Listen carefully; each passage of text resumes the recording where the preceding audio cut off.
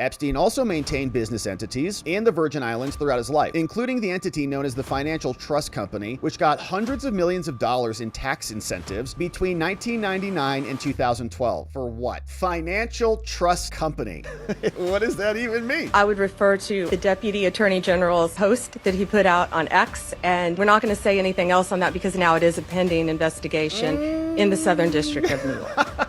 You're on point. But the Clintons have never responded. They're the one group in this investigation that's never had to answer questions in front of a credible reporter, and they've never certainly answered questions from attorneys or members of Congress. Subpoenas flying for Stacey Plaskett. We now know that she was texting with Jeffrey Epstein in the middle of a congressional hearing. Democrats all freaked out trying to cover for her nefarious activities. But now James Comer is sending subpoenas out to people who have knowledge about Stacey Plaskett and her records. She was texting with Epstein, but she also got a bunch of money from Epstein. And so this was a letter that came out, really a subpoena, from the Oversight Committee. You can see Comer is saying this one, saying that today I've just issued subpoenas going over to JP Morgan and Deutsche Bank for Jeffrey Epstein's financial records to go in there and see maybe he was donating and sending some money over to Stacey and the rest of the Democrats, but also sending a letter to the U.S. attorney down there. Stacey Plaskett, of course, is the representative over from the Virgin Islands. You see that right there on her wiki. Virgin Islands at large, the incumbent, been there for a little while and is a Democrat and was texting with Jeffrey. So she now is getting her record subpoenaed, and Comer is sending a letter over to the attorney general down there in that district saying, can you please help us figure out what was happening here and investigate her if necessary so that we can see how she was interfacing with Epstein and the rest of these perverts? Comer, of course, going to be referencing this exchange, which I think the Republicans should play every single day on all of their campaigns. Every time the Democrats talk about Epstein, all they can do is just talk about Stacey Plaskett, talk about Brooklyn Obama, aka Hakeem Jeffries, talk about Larry Summers, talk about Catherine Rumler, who had a pee break with Jeffrey over email. So here was the exchange once more. You can see Ro Khanna sitting right next to Stacey Plaskett. Obama, president of the Are United you States. chewing, says Jeffrey. And while we were once driving through a struggling neighborhood in Chicago, Not anymore, he I'm not. commented that only black people could live that way. Cohen brought up Rona, R-O-N-A, You, keeper as of my the friend secrets. Mr. Meadows pointed out, misled this committee even today Says in a Jeffrey. written submission that contradicted your testimony. You have suggested you are going to review that. Are you Rona. going to review it in our next break to correct the record, yes or no? Says Yes. Stacey. Quick, Question, I'm up you next. helped out the Is that an president's acronym? campaign, or were involved in the campaign as a representative, as a spokesman, even in your words today? It was That's your his idea for the assistant, says campaign Jeffrey. dating back to 2011. Look at her. Is that accurate, yes or no? Yes. Mr. Weisenberg and other individuals, Ms. Rona. Who are those individuals? Are they with the Trump organization? They and are. are there other people that we should be meeting with? So Alan Weisselberg is the chief financial officer. Uh-huh. The You got to Trump quickly give us organization. as many names as you can Fire 'em so we out. can get to them. Yes, ma'am. As Ms. Rona, what is Ms. Rona's position? Rona Graff is the Mr. Trump's executive assistant. And would she be able to corroborate many of the statements that you've made here? Yes,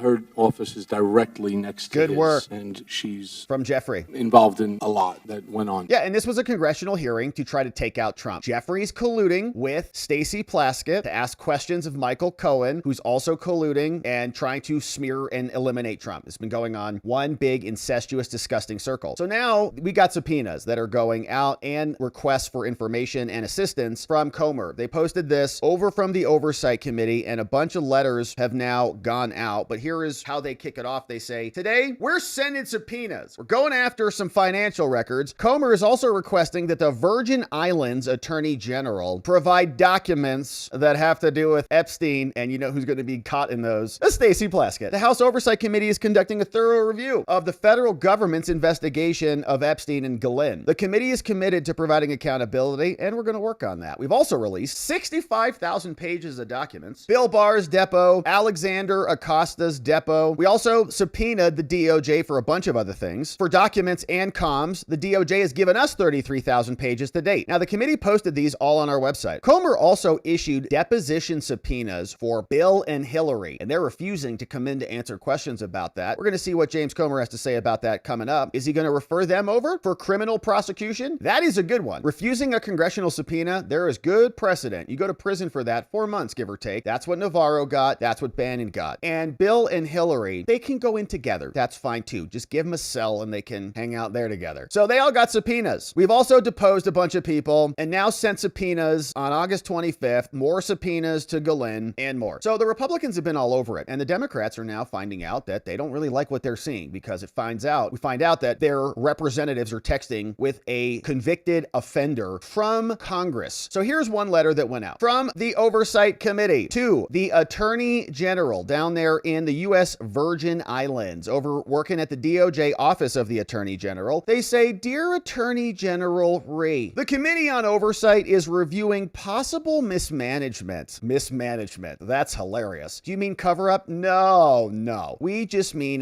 they just mismanaged it a little bit. That's how it happened. Of the federal government's investigation and the circumstances about Epstein's death, the operation of trafficking rings, and other legislative solutions for this, maybe like, getting rid of the FBI and the CIA would be a good start. Now, Mr. Epstein owned Little St. James and Great St. James, two private islands located near St. Thomas and part of the Virgin Islands. Epstein also maintained business entities in the Virgin Islands throughout his life, including the entity known as the Financial Trust Company, which got hundreds of millions of dollars in tax incentives between 1999 and 2012. For what? Financial Trust Company.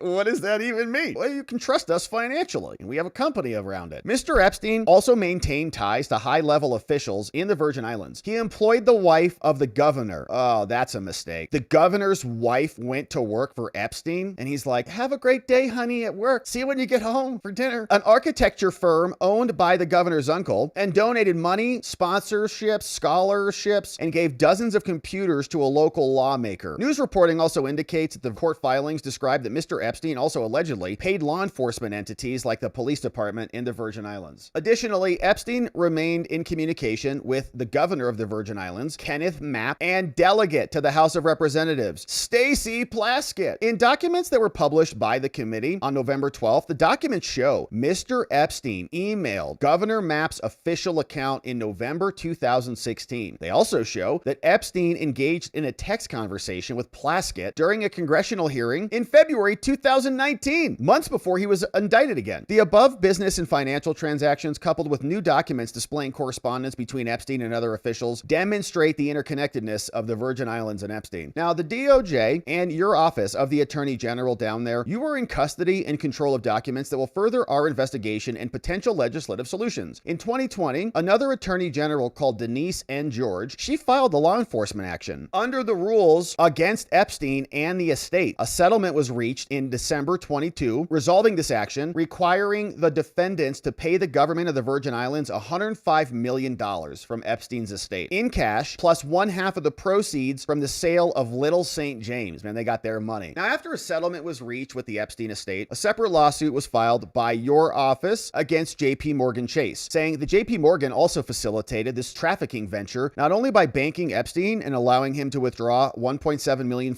in cash to pay these victims, but also by banking the victims themselves. Before the case went to trial, a settlement was reached, and JP Morgan also had to pay $75 million to the Virgin Islands. Why are all these people paying money if nobody did anything wrong? The committee believes that the documents related to Epstein, his estate, and the Virgin Islands litigation will aid our investigations, and we need them. So, Attorney General in the Virgin Islands, we need everything. By December 2nd, please. All of the files in this estate file. All of the files in the Virgin Islands versus Epstein's estate. All of the files when you sued JP Morgan Chase. And all documents related to any criminal investigations of either Jeffrey or Gouveia. Now, it's imperative that we get this. We have a job to combat these monsters, and we're working on it. Sincerely, your friend, James Comer. Please send those to ours. James Comer, closing that one out, but that's just to the Attorney General. Then other documents, these are actual subpoenas, went out to the other banks. Here's what they sent. All right, Stacey, lawyer for JP Morgan Chase, get ready for a subpoena coming your way. Says the Committee on Oversight has something for you. We're now investigating Gouveia and Maxwell. We have a lot of power and authority to investigate these things, and that's what we're doing now. The facts and circumstances demand scrutiny. At the outset of this Congress back in February, we sent a letter over to the DOJ for a briefing. The task force sent another letter saying we want all of the files, and then Trump posted in July, "I've tasked Pam Bondi to go get the grand jury records," which were subsequently denied. Then on August 25th, the committee issued a subpoena. On September 8th, the estate provided some of the records. We got the birthday book, Epstein's will, the non-prosecution agreement. We got other things, 2 contact books that belonged to Epstein. The committee also got records about his bank records. We're aware that he held accounts at JP Morgan Chase and banked with them for about 2 decades. And then in 2013, 2013, JP Morgan closed all of his accounts. So you got to get out of here, man. You're doing some bad stuff. Additionally, then, in 2019, JP Morgan Chase began an internal investigation of Epstein. They called it Project Jeep. Under Project Jeep, investigators filed a report with regulators that retroactively flagged 4,700 suspicious Epstein transactions. Weird. The committee is interested in documents pertaining to Project Jeep, and we'd like to see them. Now, the records sought this subpoena will assist our committee in oversight, and there's litigation. Looks like a bunch of people missed some red flags of abuse. Yeah. These records will assist us in identifying these red flags, and we'd like to see them. Sincerely, your friend, James Comer, chairman on the Oversight Committee. And the last one goes over to Deutsche Bank. And this guy looks like he is the lawyer for Deutsche Bank. Just look at that name. Dr. Kampfer. Very, very Deutsche, isn't it? Now, the Committee on Oversight, Mr. Kampfer, is now needing some info from you. We know JP Morgan Chase is all over the place in this case, but we also have some questions for Deutsche. The committee is the principal oversight committee in Congress, in case you didn't know. The facts and circumstances surrounding Epstein and Maxwell's cases have received a lot of interest, and we need some info from you. We sent a bunch of letters. A lot of this mirrors the other letter. Then the committee sent a subpoena. When we got those subpoenas, we learned that he held accounts at Deutsche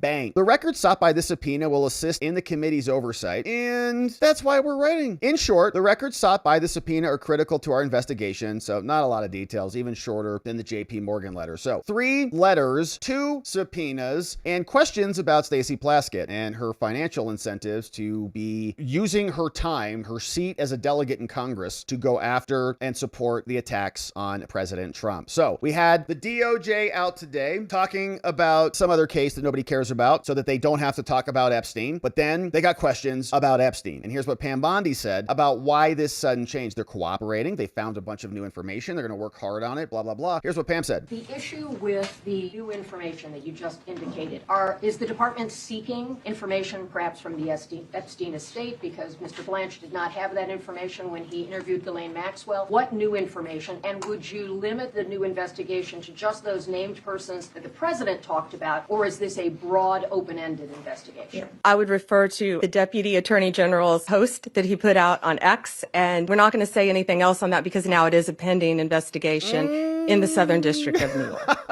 You're on point. Oh, sorry. We can't talk about it. It's a pending investigation. So you pass the bill and the bill says, you know, if it's a pending investigation, I guess we can't talk about it. So we can't talk about it. So let's just go ask Todd Blanche. Todd, what are you saying about this today, this afternoon? And here's what Todd Blanche, the deputy AG, had to say. What was the question? The Attorney General has previously said that she would refuse to release any information that would re-victimize the victims. And I'm just wondering whether that stands, you know, after the passage of this law. Well, the law isn't signed into law yet. Of course, we're going to protect victims. And the law as written allows us to do that. You know, the law has carve-outs to protect victims and to protect information surrounding victims, which is what we do not only in this case, but in every case. So, I mean, it's a fair question, but neither the House nor the Senate's version, the same version, suggested otherwise. All right. So they're going to release information. They're still going to protect the victims. And here's Pam explaining why the sudden shift on what she's seen that has created this new energy at the DOJ. Madam Attorney General, the DOJ statement earlier this year saying that the files would not release mentioned the fact that the review of the documents and the evidence did not suggest that any additional investigation of third parties was warranted. What changed since then that you launched this investigation? Information. There's information,